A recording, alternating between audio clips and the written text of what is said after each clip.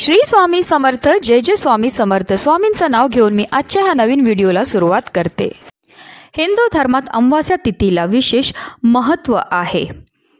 पितरांचा आशीर्वाद मिळवण्यासाठी अमावास्या तिथी अत्यंत शुभ मानली जाते.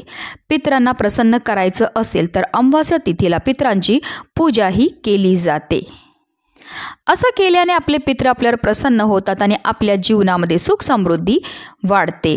पंचांगानुसार 2024च्या मार्गशीर्ष महिन्यातील कृष्ण पक्षातील अमावास्या तिथी 30 डिसेंबरला पहाटे 4:01 सुरू होणार आहे, तर दुसऱ्या दिवशी म्हणजेच 31 डिसेंबरला पहाटे 3:56 असणार आहे.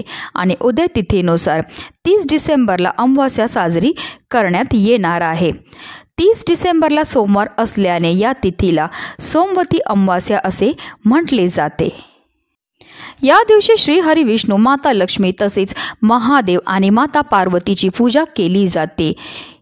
ही पूजा केल्याने आपल्या जीवनामध्ये सुख, समृद्धी, ऐश्वर्य हे कायम टिकून राहते. या दिवशी काही सोपे उपाय करून तुम्ही तुमच्या आयुष्यात प्रगतीही करू शकता.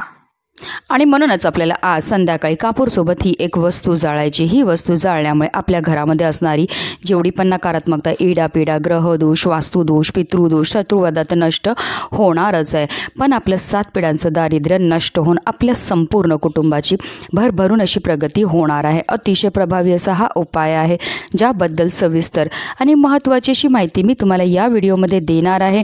तर व्हिडिओ पूर्ण पहा. आणि जर तुम्ही माझ्या चॅनलवर नवीन असतील तर चॅनलला सबस्क्राईब करा आणि शेजारी बेल आयकॉन सुद्धा प्रेस करा, जेणेकरून तुम्हाला माझ्या नवनवीन व्हिडिओचं नोटिफिकेशन हे मिळत राहील आणि तुम्ही एक पण व्हिडिओ मिस करणार नाही.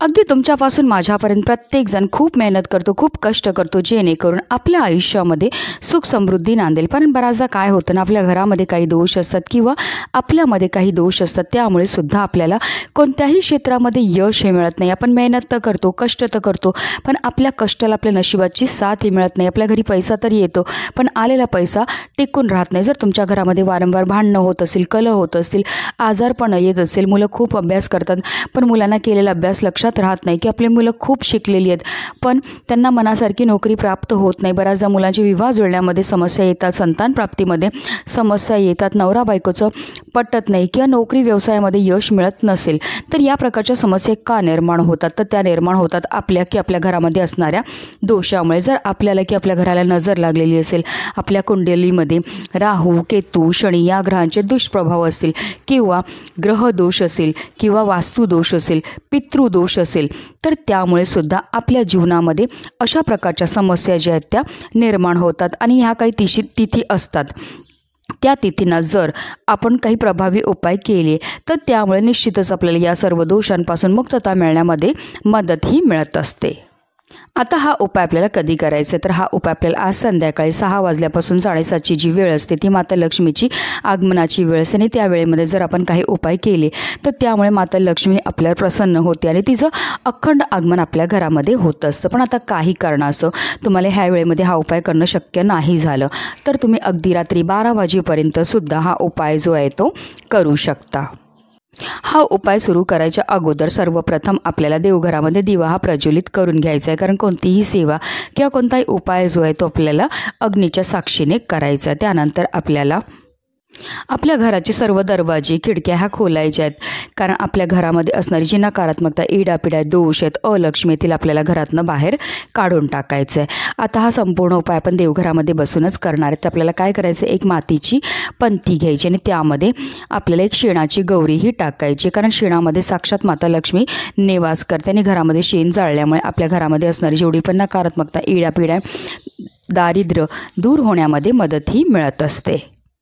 त्यावर आपल्याला 5 भीमसेनी कापूरच्या वड्या ह्या ठेवायच्यात. मी प्रत्येक उपायामध्ये सांगते की आवर्जून आपल्याला भीमसेनी कापूरच वापरायचं, कारण तो नैसर्गिकरित्या बनलेला असतो आणि त्याच्यामध्ये जे तत्व असतात ते आपल्यामध्ये आणि आपल्या घरामध्ये असणारी जेवढी पण नकारात्मकता, इडापिडा, ग्रहदोष, वास्तुदोष, पितृदोष दूर करण्याकरता अतिशय प्रभावी मानला जातो. त्याचबरोबर आपल्याला 5 लवंग आणि 3 हिरव्या वेलची घ्यायच्या. ज्या लवंग आणि हिरव्या वेलची आपण घेणार आहेत त्या आपल्याला व्यवस्थित पाहून घ्यायच्या, त्या अखंड असाव्या, कुठेही तुटलेल्या, फुटलेल्या किंवा खराब झालेल्या नसाव्या.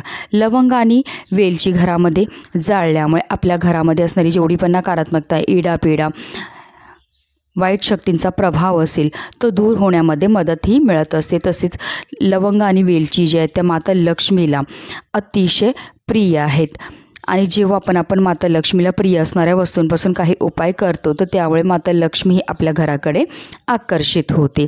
तर ह्या लवंग आणि वेलचीसुद्धा आपल्याला त्या मातीच्या पंतीमध्ये टाकायचेत। आपल्याला थोडेसे काळे तीळ आपल्या उजव्या हातामध्ये घ्यायचेत आणि आपल्या घरामध्ये जेवढे पण सदस्य असतील त्या प्रत्येक सदस्याच्या डोक्यापासून पायापर्यंत आपल्याला 7 वेळा हे काळे तीळ जे आहेत ते उतरवायचे आहेत आणि त्यानंतर हे काळे तीळसुद्धा आपल्याला त्या मातीच्या पंतीमध्ये टाकायचे आहेत।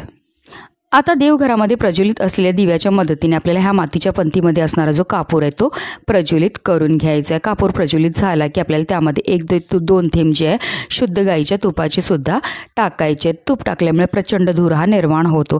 त्यानंतर आपल्याला काही वेळाकरता ही मातीची पंती देवघरासमोरच ठेवायची आहे। त्यानंतर ती मातीची पंती आपल्याला तिकडनं उचलायची आणि आपल्याला ह्याचा जो धूर आहे तो आपल्या संपूर्ण घरामध्ये फिरवायचा। फिरवताना निरंतर आपल्याला श्री गुरुदेव दत्त, श्री गुरुदेव दत्त या मंत्राचा जप हा करायचा आहे। संपूर्ण घरामधनं हा धूर फिरवून झाल्यानंतर आपल्याला आपल्या मुख्य प्रवेशद्वाराच्या उंबरठ्याच्या बरोबर मधोमध नेऊन ही मातीची पंती जी आहे ती ठेवायची आहे।